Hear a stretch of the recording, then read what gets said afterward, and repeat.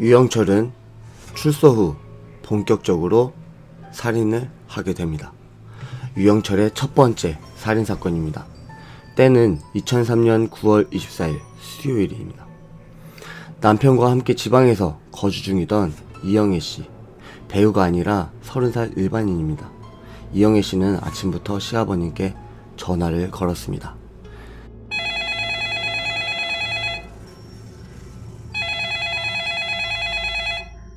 왜냐하면 그날은 시아버님의 생신이었거든요. 그런데 시아버님은 전화를 안 받으셨습니다. 2003년이면 휴대폰도 있지만 집에 유선전화도 많이 사용하던 때라서 어디 가셨구나 라고 생각을 했습니다. 그런데 11시, 12시, 1시, 2시가 되어도 전화를 도저히 안 받으시는 거예요. 시아버님은 평생을 숙명여대 대학 교수로 재직하시면서 자기관리, 몸관리를 열심히 해왔던 분입니다. 굉장히 건강하신 분인데 전화를 안 받으신다는 게 기분이 너무너무 찜찜했어요. 무슨 일이 있으신가? 라는 생각이 끊이질 않았습니다. 불안했던 이영애 씨는 남편에게 부모님과 연락이 안 된다고 이야기를 하고 서울에 계신 부모님께 가보자고 했대요. 가면서도 전화를 계속했지만 전화를 안 받으셨습니다. 불안한 기분은 더욱더 커져만 갔습니다. 밤 10시가 돼서야 강남구 신사동 주택가에 위치한 부모님 댁에 도착하게 됐습니다. 띵동 띵동. 초인종을 몇 번 눌렀지만 불도 껌껌하게 꺼져 있고 너무너무 조용했습니다. 가지고 있던 키가 있었어요. 그래서 그 키를 문을 열고 안으로 들어갔습니다. 현관을 열고 거실 불을 켜고 안방문을 열고 들어가 봤어요. 문을 열자마자 비릿한 피냄새가 코를 찔렀습니다. 불을 켰을 땐 너무 놀라서 아무 소리도 지르지 못하고 주저앉아 버렸어요. 부모님 두 분의 머리가 완전히 산산조각으로 깨져 있었고 방 안은 온통 피로 흥건하게 젖어 있었습니다. 112 경찰에 신고했어요. 신고를 받고 출동한 강남경찰서 형사들은 사건 조사를 시작했습니다. 이상한 점이 많았습니다. 출입문이 잠겨있고 외부에서 침입한 흔적이 없었다는 거예요. 그리고 옷장이나 서랍을 뒤졌지만 거액의 현금 그리고 귀금속들은 그대로 있었던 거예요. 강남구 신사동에 살 정도면 그래도 굉장히 부유한 집안 아니겠습니까? 그래서 현금이랑 귀금속들이 있었는데도 그걸 훔쳐가질 않았다는 거예요. 그래서 경찰은 초반에 제대로 된 수사를 할 수가 없었어요. 왜냐면 완전히 잘못 짚었거든요. 침입한 흔적이 없고 머리가 깨지면서 잔인하게 살해됐고 현금과 귀금속이 있는 걸로 봐서는 이거는 면식범에 의한 원한관계 그리고 아니면 가족 갈등에 의한 살인이다 라고 생각을 하고 피해자 주변을 중심으로 수사를 했으니까요. 근데 정작 범인은 아무런 관계도 원한도 없는 사이코패스 유영철이었던 겁니다. 서울경찰청 과학수사요원들의 현장 감식 그리고 국립과학수사연구소의 부검 결과는 더욱더 놀라웠습니다. 73세 시아버지 이진수 씨입니다. 아버지 이진수 씨는 머리에 둔기로 5차례나 공격을 받았던 거예요. 두개골이 다 골절되고 뇌 손상을 심하게 입어서 죽은 것으로 나타났습니다. 그리고 머리에 그런 상처뿐만이 아니라 목 그리고 팔에도 수십 차례 칼에 찔린 상처 그리고 골절상이 발견되었대요. 그러니까 아버님은 반항을 했던 거예요.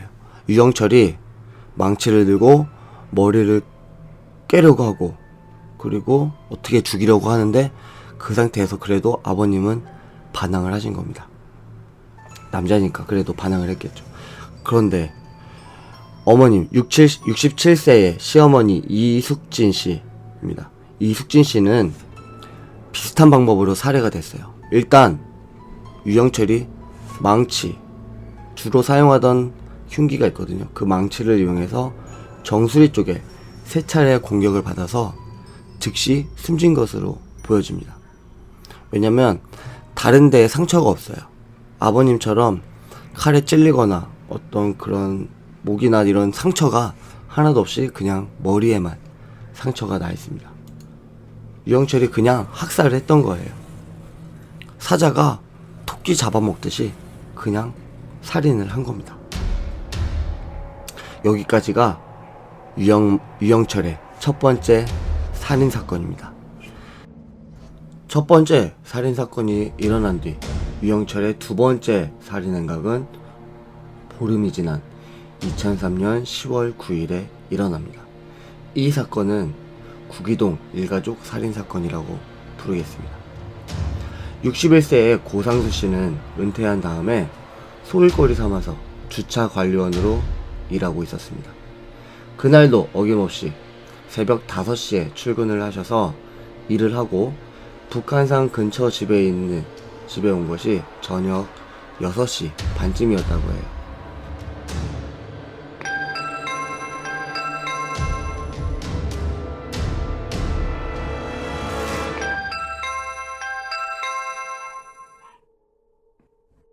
집에 초인종을 눌렀지만 아무런 대답도 없었어요.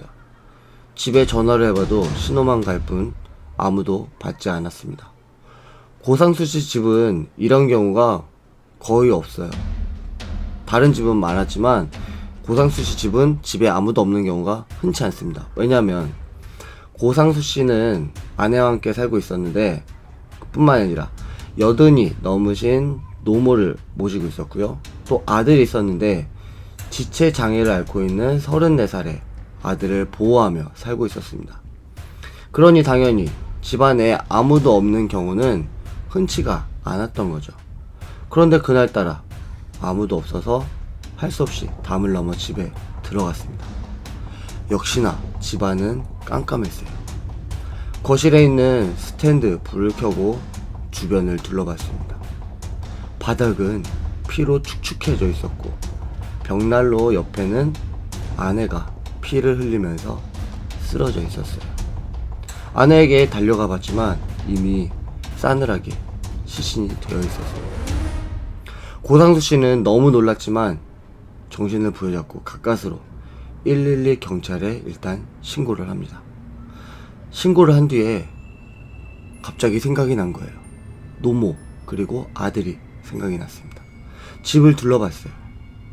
80이 넘었던 노모는 현관 앞 화장실 입구에서 피를 흘리며 쓰러져 있었습니다. 마찬가지로 두개골 골절이었어요. 아들 역시 2층 방문 앞에서 쓰러져 죽어 있었습니다. 마찬가지로 두개골 골절이에요. 아내, 어머니, 아들 모두 머리에 끔찍한 타격을 입고 사망을 했습니다. 현장에 출동한 경찰은 당연히 현장 수사도 하고 시체도 부검을 했겠죠. 첫 사건 때는 거의 증거가 안 나왔었는데 두 번째 구기동 사건에서는 현장에서 명확한 족적이 발견이 됐습니다. 족적은 굉장히 수사할 때 중요한데요. 족적을 채취해서 국립과학수사연구소에서 신발 종류나 아니면 제조회사 그리고 이 신발이 어디서 어떻게 유통이 되고 있었는지를 조사해서 범인을 색출해내게 됩니다. 하지만 조사를 해봤어도 범인에 대한 윤곽은 드러나지가 않았어요. 신발은 260mm였고 B 캐주얼화였다고 합니다. 그리고 첫 사건 때처럼 사망 추정 시간은 오전 10시부터 정오 사이였다고 합니다. 집에 침입한 흔적이 없고 뒤진 흔적은 있지만 귀중품이나 현금을 가져가지는 않았고 잔인하게 살해한 점으로 미루어서 경찰 쪽에서는 원한 관계에 의한 살인이라고만 생각을 했어요. 첫 번째 사건 때처럼 말이죠. 근데 언론에서는 워낙 이슈를 좋아하다 보니까 첫 번째 신사동 노부부 살인사건과 이번에 구기동 일가족 살인사건을 묶어서 부유층 노인 연쇄 살인 사건이라고 부르기 시작했습니다. 당연히 경찰에서는 이런 어떤 불안감, 공포 이런 것들이 확산되는 거면 안 되기 때문에 그런 게 아니다. 이 사건은 각각 별개다 라고 해명을 하긴 했지만, 그래도 언론에서는 계속해서 살인 사건을 묶어서 연쇄살인으로 취급을 하고 있었습니다. 하지만 이 사건을 각각 따로 수사를 했었어요.